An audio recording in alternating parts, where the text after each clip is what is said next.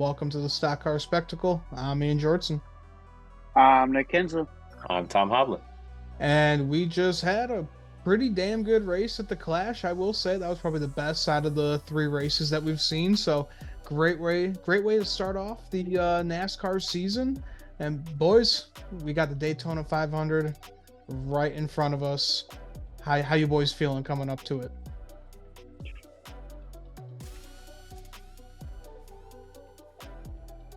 I'll go first, man. I'm fucking excited, guys. Come on. Who's gonna go? No, It's the no. Daytona 500. That apprehension is being polite. It's not us being like, oh, we don't know about the Daytona. No, we're obviously all pumped for the Daytona 500. It's gonna be a hell of a race and whatnot. But again, the Clash, I'm honestly surprised it was so good and whatnot. And I think what boils down to it is last year they ran 27 cars on the track. This year they ran 23, and you had 4 cars less, gave you some extra space for more activities, and it really cleaned up the whole show. Mm-hmm. Absolutely. For me, yeah. Ian, we're hitting the road 9 days from now to go on down to Daytona. I still cannot believe we're doing this. It's insane, but Let's be I'm honest, looking you're more forward to focused on the Del Taco. it. It needs to redeem itself, that's for sure. But no, yeah, it's going to be a lot of fun with the boys. Come next week, let's go. Yeah, Yep. I can't wait to hear how you guys all do. I'm not going, but there's life is different for all of us. But I'm excited to live vicariously through you guys and hear what your experience is like, so I can eventually get to my first 500. Absolutely, man. All right, guys. Well, let's start off with our diecasts of the week. Nick, you weren't here last week, so let's have you go first, bud. All right, so yeah, we just wrapped up the Clash, but back in the day, back in the good old days, the Clash was formerly known as the Budweiser Shootout. So I was looking around, seeing what I had, and then I found this bad boy, Ooh. 2004, the Dale Jr. Bud Shootout car that he ran for the Bud Shootout. It said born on date February 7th, 2004. That was the date of the 2004 Budweiser Shootout. I think Junior finished second in this one to Dale Jarrett. I think it was a last lap pass too.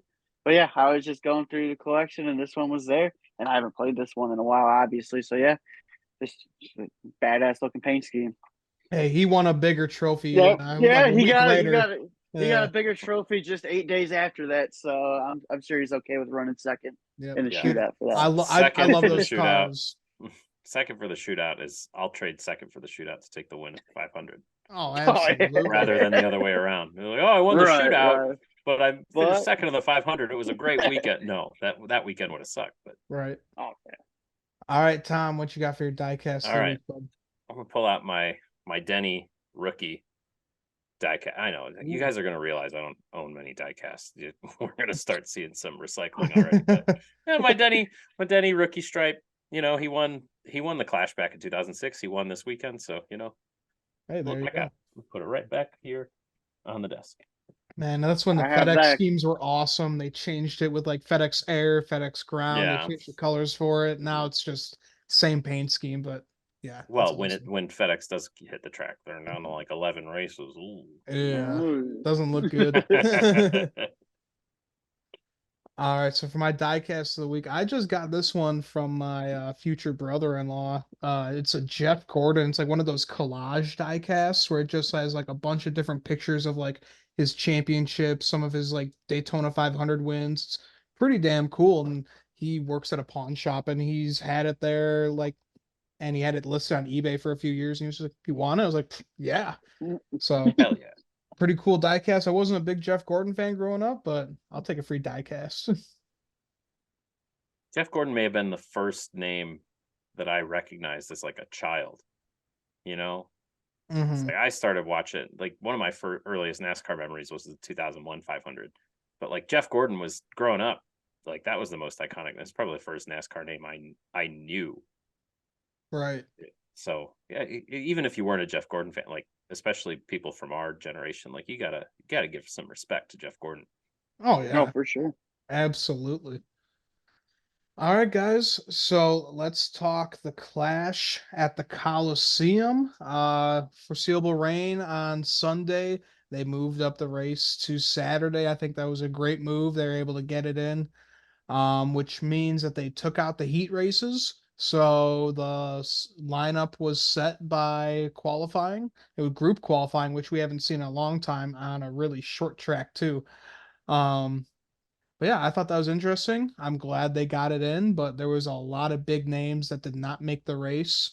We had Chris Buescher, who won a bunch of races last season. Eric Jones, Christopher Bell, Harrison Burton, Zane Smith, Josh Berry, Austin Cindric, Carson Hocevar. So a lot of big names here. Some new rookies that we would kind of think, yeah, they wouldn't make the big race, but Chris Buescher, Christopher Bell not making the Clash.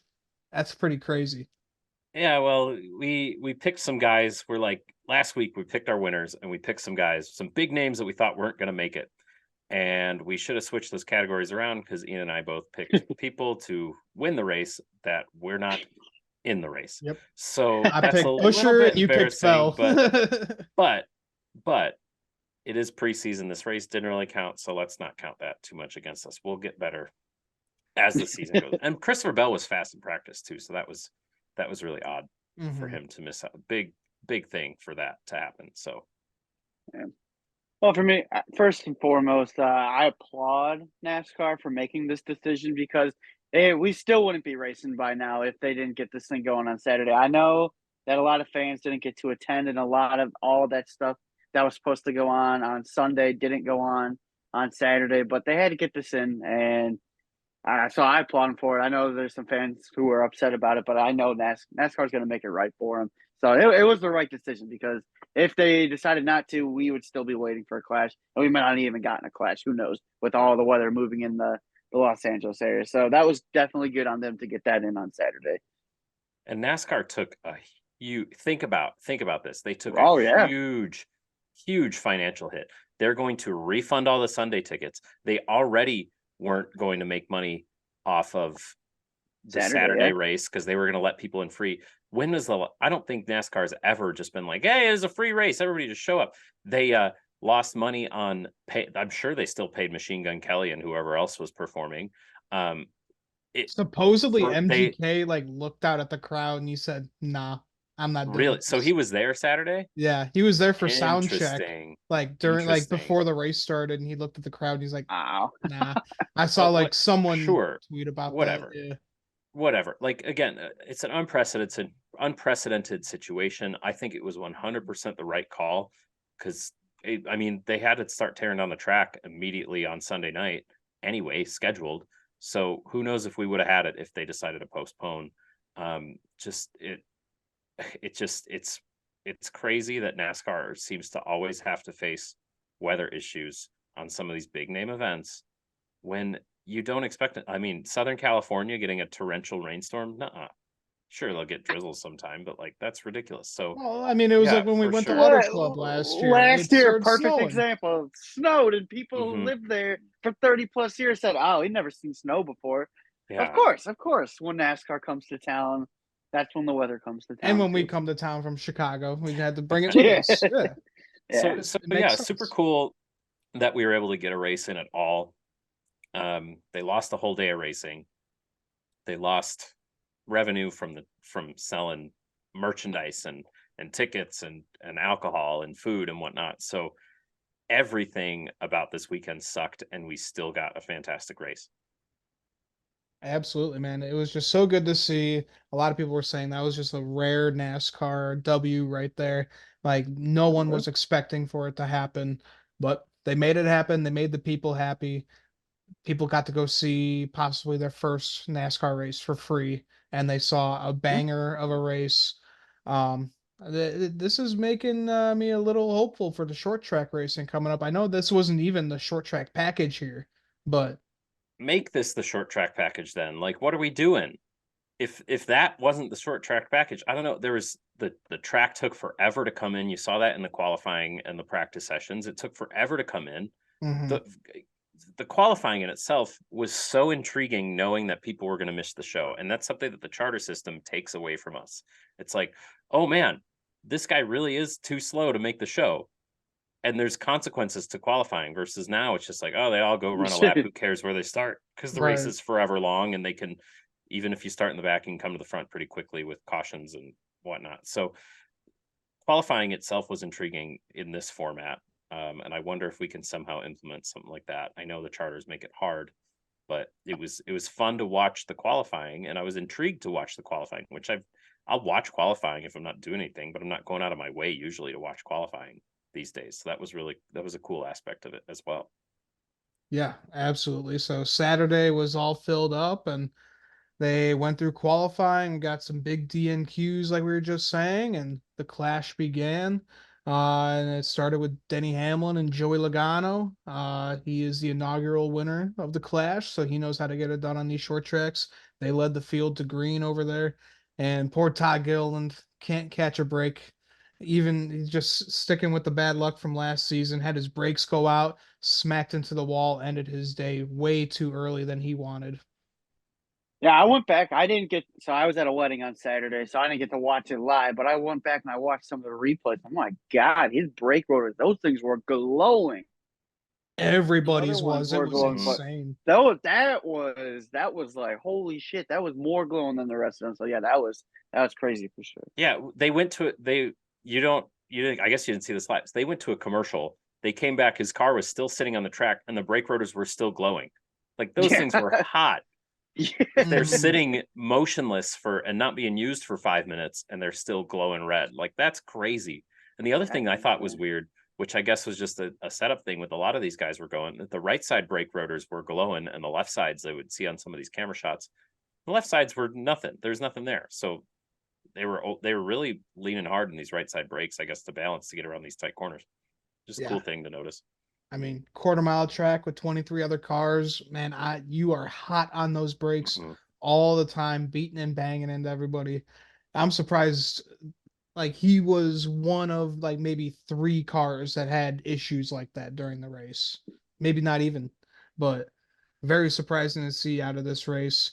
But Chase Elliott, he also had a suspension issue that knocked him out of the race early, which gave Noah a few more positions to come up because he went down 3 laps so fast in this race. Oh my God. I got a text from Connor Bunn in our group chat. He's a big Ty Gibbs fan. He's like, hey, one rookie from last season is 3 seconds ahead, and one rookie is 3 laps down.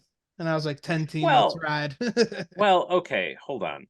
So yeah, everybody's fighting hard to stay on the lead lap, but once you get off the lead lap, there's no sense in holding everybody up. So honestly, it probably wasn't all him. He's just trying to stay out of the way at that point. But also the issue with that is there's nowhere to hide on this tiny track. No. So once he goes down one, they came back around. It was like 8 laps later, like, oh, there's Gregson. I was like, oh, really? He's really not trying anymore. He's done. So that was sad and interesting and whatnot. But I don't know. Maybe I'm not sold on Gregson's talent in the Cup Series yet. Yeah, he was really good in the Xfinity Series, but with the first half of last year and how this one already started, he doesn't look like he's putting up much of a fight in these Cup cars. Maybe he's just not made out for it. Yeah, we'll see. Time will tell. Time will tell. We know Legacy had their struggles last year. I think SHR is bound for the same. So who knows? I know they are too, but I mean, this is a different team. It's new mentality. SHR is definitely in a rebuild in the quintessential definition of the term rebuild. Yeah, they need to grab some more sponsors. That's for damn sure. I'm still surprised Bass Pro and Black Rifle haven't announced anything with him because he's posted a few things about them like a few months ago. So, I mean, who knows? But yeah, we'll see it. It's going to be it's early. It's going to be another struggle bus here. Well, hey man, you and me, we'll be battling for 26 on the track every week with the piss poor speed. Hammer didn't even make the damn show. So. Yeah, well, dude, that's colleague. Hey, so, Josh Williams was what, like 0.04 seconds off of making the show? Yeah, like that sucks. That sucks for sure. And he really put up a hell of a practice. Fight. Yeah, he put up a hell of a lap with somebody with questionable talent and in questionable equipment. Right. We just haven't seen him. We saw him in low tier equipment in Xfinity Series, so who knows what he actually is capable of, and he's still in questionable Cup equipment. Right. Huh? Well, so I'll see you on the track battling for 25th every week, bud. Can't wait for our boys to fucking flip each other at Daytona, man. It's gonna be fun. Alrighty, so after Elliott's suspension knocked him out, Bowman made contact with Tyler Reddick, who ended up spinning out Bubba Wallace. And Bubba was he was in a full demolition derby, getting knocked around by so many drivers. But I mean, that's short track race. That's real short track racing on the quarter mile there. I mean, like you I said, Tom, you can't hide from anybody here. No, I just no, no, feel no, like no. that's what that's the kind of racing that this track provides. You got to be aggressive up on the wheel on these things. We saw it a lot, and that's just a racing deal right there. With Bowman getting into Reddick and then Reddick into Wallace. So yeah, that's just what this track brings. It makes me think at Martinsville with these cars, we need to switch where pit road and the front stretch are. So they're running a shorter track at Martinsville. Because I mean, when there's less space, it makes these guys more aggressive and whatnot. And unfortunately, the TV broadcast, we didn't see those back end of the field broadcasts. But like, I mean, the track's so small, they could have just left a camera wide and let us decide what we watch. It still would have all been in focus. It still would have been good. Right. And you could just watch everything that happened. But they're pushing in tight and making sure we can see the individual lug nut on there and the glowing rotors. Yeah. I think this race is awesome. I think it's cool with what they have done the past 2 years to make a football field into a racetrack, and it's just a quarter mile. It's absolutely insane. Yeah. You just got to use your bumper on everybody. But But they could pass today or yeah, in the race. They could. I yeah. mean, we saw Blaney finished on the podium and he started dead last. Hmm. So you had people showing up and coming through the field and coming back, and that was really good to see, and that was encouraging for the short track package where you see the guys in front usually pull away and nobody can do anything in the back, but now you see somebody coming from the back and being competitive through the race. So that was encouraging, but who knows how that'll translate to the rest of the season. Yeah, we shall see once cars hit Phoenix for the first real points paying short track. So let's get back to it. Michael McDowell, he spun after contact with the one car. Ross Chastain already at it once again. I mean, can you blame the guy? No, I mean, again, same theme, no space back there. Yeah. Everybody's trying to get to the front, and they know the only way to do that is to drive through other people. So I hope the tempers flaring between any of these guys doesn't last too long. I mean, it's just the nature of the beast. It's an exhibition race. They're out there to have fun and go for it. So no, you can't blame them, but should they chill out? Maybe. I don't know. Doesn't matter. So you could fight for both sides of that. Doesn't matter, so you should try really hard. Doesn't matter, so you shouldn't try hard. I don't know. Yeah. Makes it fun to watch. Yeah, exactly. It was entertainment, that's for sure. Mm-hmm. Really entertaining. We had Ty Gibbs getting spun after contact with Kyle Larson. Larson got bumped by, I think it was Bubba Wallace, who, I mean, it was a whole accordion effect that's going to happen. And then Ty Gibbs had his nose almost ripped off of the front end of the car. Yeah. Then I think that was by Willie B that passed by him. So, Mm-hmm. I mean, he was still able to finish the race, but For sure, and stayed competitive. yeah, that's for sure. He stayed up there. And what yeah, caution was that? Was that the caution right before halfway? no, that was caution, I believe. Because they had one at 70 laps and they had one at like 74, which I thought was the stupidest caution. It's Yeah, like, just make that the halfway point. I Don't believe. make Yeah, them run one we're lap. already But past the halfway mark. I think oh wow, okay. this is the caution, like where it comes out on like the last lap, and they have to finish it under green. Okay. So and then we just had a bunch of beating and banging on the racetrack, a lot of hurt feelings. Yeah. But I mean that's the product of this racetrack. It's a beast, and Denny Hamlin went out there and beat your favorite driver once again. Wearing the shirt. Yep. It says it somewhere on here. Beat your favorite driver. He said on Actions Detrimental today that he is retiring that phrase.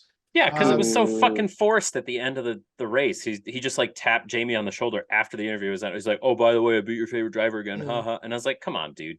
Apparently his dad called, it was he was like, "Knock that shit off. You're being so cocky." it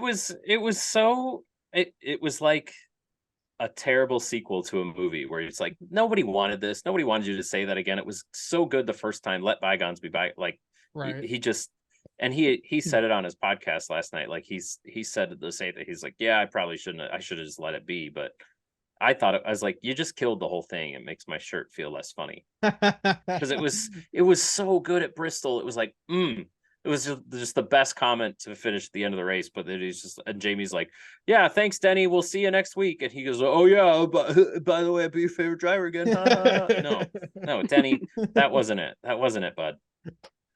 Oh, Denny. I just like how he likes to piss off the fans that hate him.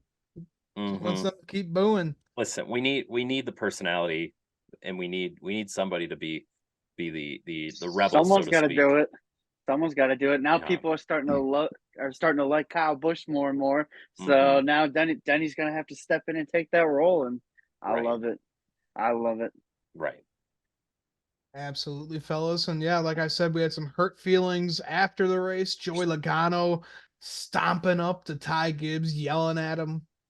How about Ty Gibbs saying, hey, Joey, let's take this into the hauler and not do this in front of everybody, like the adult somehow, and Joey Logano acting like a child and be like, no, I just want to complain and make a scene in front of everybody. Like, come on, Joey. Come on, dude. Fuck right off. Yeah. Fuck right off. Are we surprised? Look at who it is. It's Joey fucking Logano, one of the biggest crybabies of all time. Like, dude, this is literally what this racetrack does. Like, it had to happen. That is, and it wasn't on purpose. No. It wasn't even on purpose. But like, it was. He got in hot on the restart, cold tires. Like, come on, man. Come on. Come the fuck on. Get over yourself. And here's me defending Ty Gibbs, who everybody fucking hates. Like, he didn't do anything wrong. Ty Gibbs, my goodness. Let's talk about that. When he's able to pull off to a 2.5 second lead during the race, this guy's going to be scary this year. Yeah, that's what I was worried about when I was watching. I was like, fuck, he's good. at least 2 races this year is Ty Gibbs going to win. That's at least. He could pop off.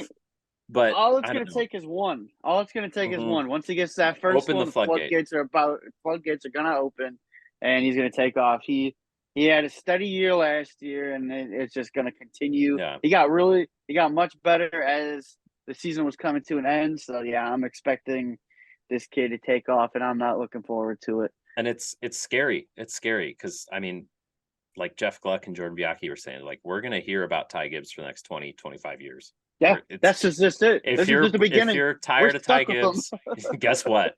You're going to hear about him for a while. Yeah, because he's only, what, 20? Like something 2021. Yeah. So and we hear all these things about, oh, he's just Silver Spoon. He's just a pay drive. He's just grandkid. Like, no, he's good. He still gets out there. You put him in a car and you don't know his name. You're like, that guy's got it. Whoever that is, I want him to drive on my team. First Xfinity Series race, and it was at the Daytona Roval.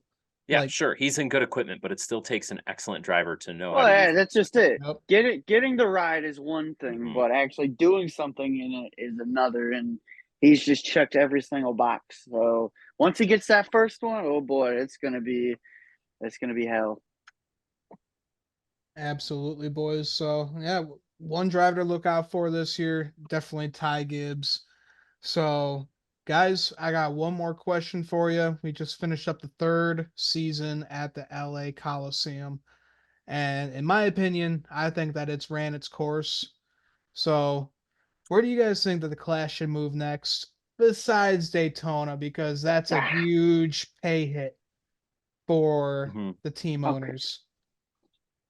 And it's kind of ran its course too. It's kind of It's tough because you have the schedule where, like, the climate doesn't help us here. So you can't go any further north than LA or Daytona, or I mean, it just depends. I mean, it's cold most places. The purse is really low, so you don't want to make these teams travel too far. They're talking about Mexico. You can't have that, and it's just it's really tough. The problem with the event like this and them wanting to do this around, you're always going to be chasing that high of like, oh, look at this cool new thing we're doing. You're going to have to move it every year or every other year if you want to keep this race relevant. Otherwise, it's going to go the way of the Daytona Clash or the LA Clash. Like, yeah, we're bored of it, but there's no better alternative. It's either here or Daytona, in my opinion. Yeah, you could move it to Mexico. You can't move it to Canada unless you put snow tires and you run it on a frozen lake somewhere. Like Right. it doesn't make much sense anywhere else besides LA or Daytona. So honestly, I'd like to keep it here. I think as long as you keep the field small, it's fine. But it's tough because we will get bored with it, and TV's king, and nobody's going to watch it. Nobody's going to show up anymore because it'll get old after 5 years, after 3 years, even. It's gotten kind of old. But I don't see a better alternative. So for me, I kind of have two ideas of what we can do. First and foremost, I would love to see it go back to Daytona, but under a different format. I want it going back to what the Clash used to be. I want a smaller field and make the race shorter because the 75 laps at Daytona for an exhibition race, we don't need it because we know what the story is going to be. It's the same story what it always is. All right, with these newer cars is they're going to run single file for 65, 70 laps. It's going to be boring as shit. And then they're just all going to wreck each other. The last And five then laps, somebody gets hurt too. and someone's going to get hurt. But if we're going to go back to Daytona, make it a smaller field, make it a smaller race. Like, what wasn't the old shootouts like 25 lap races? I'm not saying it has to be that short. Maybe a 30 lap shootout, something like that. I would watch that. Because then they just don't have time to run around single file like that. Like, these guys are going to have to make moves to get to the front. That's option number one. I don't think that'll ever happen, though. Option number two is Charlotte. Why not? Intermediate track. Put it on the Charlotte infield then. Put it on that quarter-mile track on the front stretch. That would be cool. That'd be cool. It's just I worry about the weather there. Right, that is true. I didn't even think about the weather, but what is it to Charlotte right now? Usually it's pretty it's not like as cold as it is here, I will say that. And they don't really get that much like snow or anything. And I mean, a lot of some drivers were saying, I think it might have been Anthony Alfredo or something. I can't remember who it was, but he said, "Can you imagine how cool it would be running at Charlotte for the Clash?" Yeah. And it's Why not? cold, and it's cold out. Like the cars would run so crazy. Right now, it is February 5th when we're recording this. It is 54 degrees. It's why not? Early evening in Charlotte. It's 54 degrees. So yeah, the people in North Carolina will have to buy a jacket. We in Chicago, guess what? Jackets aren't scary. You guys can buy a jacket. And put it in Charlotte. It would save so much money for the teams and give it back, make it an exclusive event. Don't let fucking Josh Williams roll up there and try to get into this event. Like make it pole winners. Yes. Pole winners is so good. Let it be the pole winners. Yep. Yeah. If there's 5 people eligible for the race, there's 5 people eligible. That's cool. And make the purse the same size. So maybe it's not as big as a race, but if you have less people and there's 10 guys eligible for the Clash, right? But the purse is still the $2.1 million, whatever Bob Pocker said it was. You split that money suddenly between 10 cars. That's some good money for these teams. Yep. Regardless. Absolutely. So make them earn it. Make them show up. Make it a novelty event that's fun to watch and there's high stakes. Yeah, the qualifying was cool because people could miss out on it. That was nice this year. But it's letting everybody show up and try to run for it. And then you got to bring all your cars all the way across the country or wherever. But if you put it in Charlotte in the backyard, make it exclusive event. Everybody can show up, but you can't race. I'm down for it. It would be a good show. We know how the mile and a half tracks run, and they took the All-Star race away from Charlotte, so why not just run Clash there? If the weather cooperates, I would think that would be a great idea. And I think you would get a much the turnout for this one was due to the weather, but I still think you would get a better turnout having this at Charlotte than what we did out in Los Angeles. Listen, also, even if it's garbage weather in Charlotte, there's still at home. And you could run it. You could delay the race all you want. Pick a day you want to run it on. Once you know the forecast, you're like, hey, everybody, show up on the track Wednesday. The weather's going to be the best of the week. You can come. You don't have to pay for extra hotels. You don't have to find a place to park all these haulers. You don't have to drive them across the country. It's just like, yeah, roll your cars over to the track today. We're going to race tonight.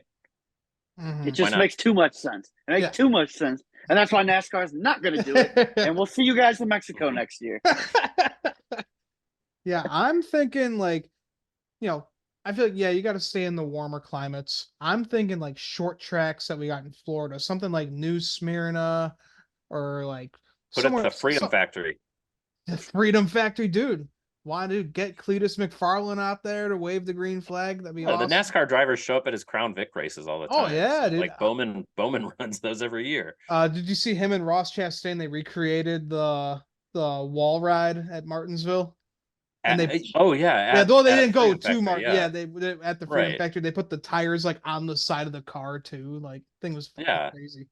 Yeah. That would be Why not? That'd be It'd be really fun. cool. Yeah, a lot of big motorsports fans like Cletus McFarland, bring them down there. Go out there. I mean, if you want to stay in California, there's a bunch of short tracks out there where a bunch of drivers that are racing now grew up at, and they would love to go back there.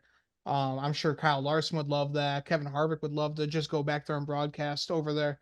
I mean, do something with the NASCAR roots. Make the NASCAR fans happy, I guess. We brought back North Wilkesboro. Look how happy people got. Go somewhere where you see some like late model short track racing. That would be so cool to see. Nothing like a quarter mile though. Nothing like that. Our biggest enemy is the climate and the weather. It's February in the northern hemisphere. Your locations are numbered just based off that. And the further away you go from North Carolina, the harder it is on the teams finding lodging and travel. I mean, could you imagine they run the Clash or an exhibition race even somewhere in Europe, and suddenly you got to load all these cars on a plane? Can you imagine how expensive that would be? Like, I mean, that's ridiculous. They went to Japan twice in the 90s. Exactly. F1 flies all over the fucking world. Yeah. So it's possible. It's just how much do these teams really want to spend on this exhibition race that doesn't pay all that? Yeah, it doesn't mean shit anymore. It's just completely lost its touch. But really, guys, what we really need to do, no tires at Chicagoland Speedway. Let's fucking do it. Let's make it crazy. If we're not gonna get it back, I own a jacket. I'll show real up. Racing. If we're not gonna get it back for real racing, let's do it for this shit. I would go. Put some snow plows on the front of the cars. Just go tailgating in the parking lot. Let's do it. I mean, all for it. It's been mild enough around here this year. Why not? Yeah, right now. There's not even snow on the ground right now. Yeah, let's do it. It was like 45 degrees out today. The track's dry. It's just sitting there. Why not? All right, guys. Well, I think that's a good spot for us to end our show here. Thanks for joining us. Make sure to check us out on Twitter and Instagram for a bunch of updates on the show and NASCAR news. We also updated our merchandise store with our new logo, so make sure to check that out if you guys want to rock some Stock Car Spectacle swag like our boy John Skates, who's always repping us. And yeah, thanks, John. Yeah, thank you, John. You are the man. So that'll do it for us. I'm Ian Jortson. I'm Nick Kinsel. I'm Tom Hoblet. We'll see you guys next time.